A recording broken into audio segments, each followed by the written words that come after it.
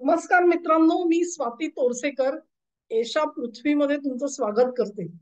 महाराष्ट्राचे माजी मुख्यमंत्री, केंद्रामधले माजी गृहमंत्री आणि एक विलक्षण व्यक्तिमत्व असलेले सुशील कुमार शिंदे सध्या वादग्रस्त ठरलेले आहेत. वादग्रस्त विधानं आणि सुशील कुमार शिंदे ही थोडीशी जोडी कायम जुळलेली आपण बघितलेलं आहे. तेव्हा सध्याच्या ह्याच्यामध्ये त्यांनी एक असं विधान केलेलं होतं, की 2012 साली मी गृहमंत्री होतो. त्याच्यानंतर काय करावं म्हणून मी सल्ला विचारला होता विजय धर जे शिक्षण तज्ञ आहेत त्यांना. आणि त्यांनी मला असं सांगितलं की तू इथे तिथे उगाच भटकत बसू नको. तू स्वतः लाल चौकामध्ये जा, तिथली परिस्थिती बघ, तिथल्या लोकांना भेट, त्यांचं म्हणणं काय ते समजून घे. त्यांच्या या सल्ल्यानुसार मी तिथे गेलो खरा, लाल चौकामध्ये गेलो, लोकांना भेटलो, परंतु एक चित्र उभं राहिलं की देशाचा केंद्रीय गृहमंत्री हा निर्धास्तपणे लाल चौकामध्ये जाऊ शकतोय आणि सर्वत्र फिरू शकतोय. पण प्रत्यक्षामध्ये मात्र परिस्थिती अशी होती की मी घाबरलेला होतो. त्यांनी शब्द वापरलेला आहे, खरं तर माझी फाटलेली होती. मी घाबरलेला होतो की काय होणार पुढे. तेव्हा एक केंद्रीय गृहमंत्री म्हणून सुशील कुमार शिंदे तिथे गेलेले होते. सर्व प्रकारचं संरक्षण त्यांना तिथे उपलब्ध होतं आणि तरी सुद्धा त्यांना तिथे वावरताना जर का भीती वाटली असेल, घाबरले असतील ते, तर काश्मीरचं जे वातावरण आहे ते त्या काळामध्ये कसं होतं याचा मित्रांनो थोडा तुम्ही विचार करून बघा. दोन गोष्टी आहेत ह्याच्यामध्ये आणि त्याच्यापैकी पहिले मी सांगणार आहे ते सुशील कुमार शिंदे यांच्या व्यक्तिमत्वाबद्दल. अत्यंत लहानपणापासून अत्यंत हलाखीच्या परिस्थितीमधून वरती आलेला आणि मुख्यमंत्री पदापर्यंत पोहोचलेली ही व्यक्ती जी आहे तिच्या अंगामध्ये खरोखरच काही ना काही असामान्य गुण असल्याशिवाय हे घडत नाही याची मला खात्री आहे. असं म्हणतात की कोर्टामध्ये तिथल्या सोलापूरच्या सेशन्स कोर्टात बेलिफाचं काम करत होते, नंतर पोलीस कॉन्स्टेबल झाले. करत करत करत हा जो सगळा प्रवास त्यांचा आपण बघतो, त्या प्रवासामध्ये सुशील कुमार शिंदे यांचे जे स्वानुभव आहेत ते अत्यंत रोचक आहेत आणि ते आपल्या समोर कधी ना कधी वेगवेगळ्या प्रसंगी त्यांनी मांडूनही दाखवलेले आहेत. असा अशी ही जी व्यक्ती आहे त्या व्यक्तीबद्दल मित्रांनो काय सांगू. दुसरी जी मी कॉन्ट्रोव्हर्सी किंवा वादग्रस्त विधानं असा जो उल्लेख केला तो होता अर्थातच विनायक दामोदर सावरकर यांच्या संदर्भामधला. मला आठवत असेल की मणिशंकर अय्यर यांनी अत्यंत एक आक्षेपार्ह वक्तव्य दिलं. त्याच्यानंतर मुंबईमध्ये बाळासाहेबांनी त्यावर आक्षेप घेतला. शिवसैनिकांनी त्यांचा पाठलाग केलेला होता त्या भूपेश गुप्ता भवनामध्ये प्रभादेवीच्या. आणि सगळं एकंदर शिवाजी पार्कामध्ये जाहीर कार्यक्रम झालेला होता, तुम्हाला आठवत असेल सगळ्या गोष्टी. त्या काळामध्ये सुशील कुमार शिंदे म्हणालेले होते की सावरकर यांच्याबद्दल माझ्या मनामध्ये आदराची भावना आहे. त्यांनी जे काम केलं दलित उद्धाराचं, दलित भोजन केली, रत्नागिरीमध्ये जे प्रचंड काम केलं, पतित पावन मंदिर स्थापन केलं, या सगळ्याकडे दुर्लक्ष करता येणार नाही. हे विधान जेव्हा सुशील कुमार शिंदे यांनी जाहीर विधान केलं तेव्हा मला खरोखरच त्यांचं कौतुक वाटलं. ते ज्या काँग्रेस पक्षामध्ये होते तिथे अशा पद्धतीची मतं व्यक्त करणं हे कदाचित त्यांच्या वैयक्तिक राजकीय कारकिर्दीला बट्टा लावणारं ठरलं असतं.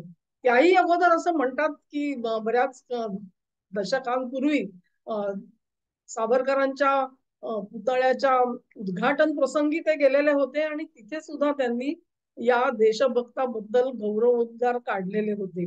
तेव्हा एका बाजूला ते नेहमी म्हणतात की तुम्ही सावरकरांकडे केवळ हिंदुत्ववादी म्हणून बघू नका, ते एक उत्तम शास्त्रज्ञ होते, त्यांच्या व्यक्तिमत्वाची अनेक अंग होती आणि त्या अंगांकडे सुद्धा त्यांनी ज्या सामाजिक सुधारणा केल्या त्याच्याकडे सुद्धा बघितलं पाहिजे असा समतोल विचार करणारी ही जी व्यक्ती होती. परंतु तरी सुद्धा सुशील कुमार शिंदे हे राजकारणी आहेत आणि राजकारणामध्ये ज्या अनेक कसरती कराव्या लागतात त्या कसरती करता करताच ते इतक्या उच्च पदापर्यंत पोहोचले ह्याच्याबद्दल आपण शंका बाळगू नये. तेव्हा गृहमंत्री म्हणून ते जेव्हा केंद्रीय गृहमंत्री म्हणून काम करू लागले, तेव्हा त्यांनी हा जो त्यांचा अनुभव सांगितला, प्रामाणिकपणे सांगितलेलं आहे, त्याच्याबद्दल त्यांचं खरं म्हणजे कौतुक करायला पाहिजे. त्यांचं जे हृदगत आहे ते त्यांनी इतक्या स्पष्टपणे मांडलं, त्याचं मला खरोखर कौतुक वाटतं. शिंदे यांच्या बाबतचे जे आक्षेप आहेत ते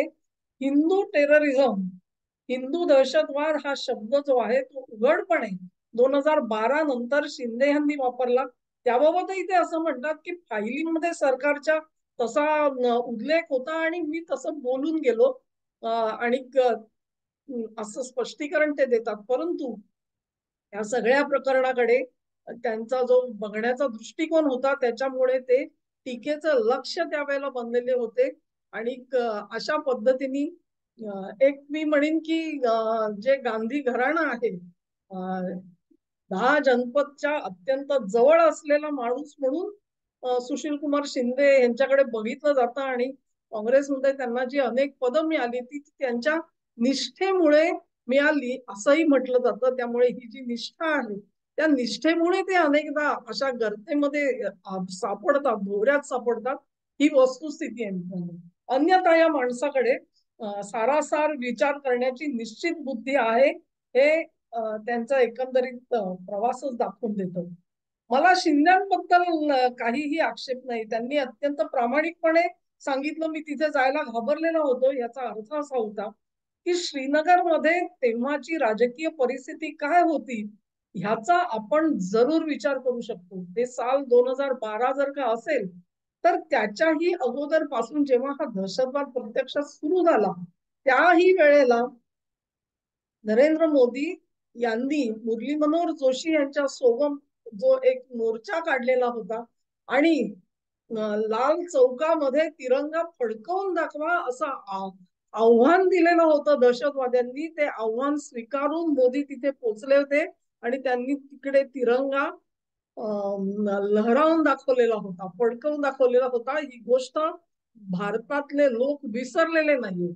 तेव्हा जिथे संपूर्ण संरक्षणामध्ये गृहमंत्री म्हणून सर्वोच्च संरक्षण असतं मित्रांनो, अशी व्यक्ती जर का लाल चौकात जायला घाबरत होती तर अशा प्रकारचं कुठचंही संरक्षण नसताना एक नरेंद्र मोदी, एक मुरली मनोहर जोशी हे लाल चौकात गेले आणि त्यांनी ते काम करून दाखवलं. ह्याच्यामधलं जे साहस आहे हे साहस आपण लक्षात घेतलं पाहिजे. आणि मग मला कीव कसली येते, मला कीव शिंद्यांबद्दल नाही. शिंद्यांनी अत्यंत प्रामाणिकपणे सांगितलं, त्यांचं मला कौतुक वाटतं. पण त्यांच्याच पक्षातले जे लोक आहेत ते 56 इंच छाती म्हणून तर उडवण्यामध्ये पुढे असतात. 56 इंच छातीची टर उडवणाऱ्या लोकांनी या गोष्टीचा विचार करावा की संपूर्ण संरक्षणातले तुमचे गृहमंत्री तिथे जायला घाबरले, माझी फाटली होती असं ते स्पष्टपणे सांगतात. तिथे कुठलंही संरक्षण नसताना नरेंद्र मोदी तिथे गेले तेव्हा 56 इंचाची कथा खरी आहे आणि त्याच्यावर भारतीय लोकांचा विश्वास आहे. मोदींनी तिथे झेंडा फडकवला, त्याचे फोटो उपलब्ध आहेत. तो जो साध्यंत वृत्तांत आहे तो कोणीही त्याला क्रॉस केलेला नाहीये. हा खोटारडा वृत्तांत आहे, खोटी बातमी आहे असं कोणी म्हणत नाहीये. फोटो कोणी त्यात तो चुकीचा ठरवलेला नाहीये. मग तुम्ही अशा माणसाची जेव्हा टर उडवता तेव्हा तुमच्यापर्यंत काय येऊन पोचणार आहे याचा विचार करा.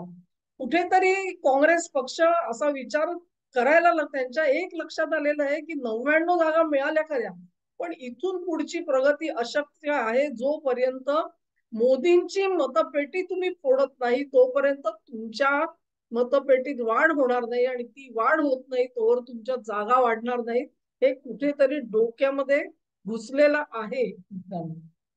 आणि मग मोदींची ही जी मतपेटी आहे ना, ही मतपेटी का इंटॅक्ट राहिली 2024 साली तुम्ही ज्या सगळ्या मरकटलीला करून दाखवल्यात आणि आकड्यांची काळजी करावत करून दाखवली त्याच्यात सुद्धा ते स्थिर राहिलं, ही महत्वाची गोष्ट आहे. आणि त्यांना लुभावणं इतकं सोपं नाहीये. 56 इंच छातीची टर उडवणं हे अजून चालू आहे. अदानी अंबानींच्या नावाने कंठशोष करणं अजून चालू आहे. आणि ते सुद्धा केवळ भारतीय भूमीवर नाही तर अमेरिकेच्या भूमीवरती जाऊन तुम्ही बोलता आहात. या सगळ्याचा अर्थ काँग्रेसच्या नेतृत्वाला कळतो का, त्यांच्या सल्लागारांना कळतो का, असा प्रश्न मला नेहमी पडतो. तेव्हा शिंदे बोलले त्याच्याबद्दल मला काही वाटत नाही, त्यांचं मी कौतुक करते, परंतु त्यांचे जे पक्षामधले जे सहकारी आहेत त्यांनी मात्र याच्यावर विचार करावा की जर का ही गोष्ट घडलेली होती तर मोदींबाबत आपण असे आक्षेपार्ह विधान का करत असतो आणि त्याला मुरड कशी घालता येईल. एखाद्या व्यक्तीमध्ये जे गुण आहेत ते गुण ऍक्सेप्ट करणं, मान्य करणं ही चुकीच्या सुधारणेची पहिली पायरी असते आणि ती पहिली पायरीच मुळात ओलांडायला जर का काँग्रेसचं शीर्ष नेतृत्व तयार नसेल तर ते अनुयायी तरी काय करणार मित्रांनो. शिंदे बोलणे बरोबर आहे, शिंदेचा प्रभाव एवढा नाही की अनुयायांनी राहुल गांधींची वाटचाल आणि विचारधारा सोडून शिंदेची विचारधारा पकडावी. दुर्दैव आहे पक्षाचं. कटू सत्य असतं परंतु ते गळ्याखाली उतरवणं कठीण असतं आणि त्याचाच अनुभव आपण या निमित्ताने घेतो आहोत. धन्यवाद मित्रांनो. तुम्हाला व्हिडिओ आवडला असेल तर लाईक करा, व्हिडिओला चॅनेलला सबस्क्राईब करा आणि ही लिंक शेअर करा. तुमचं सहकार्य जे आहे ते माझ्यासोबत कायम असू द्या. नमस्कार.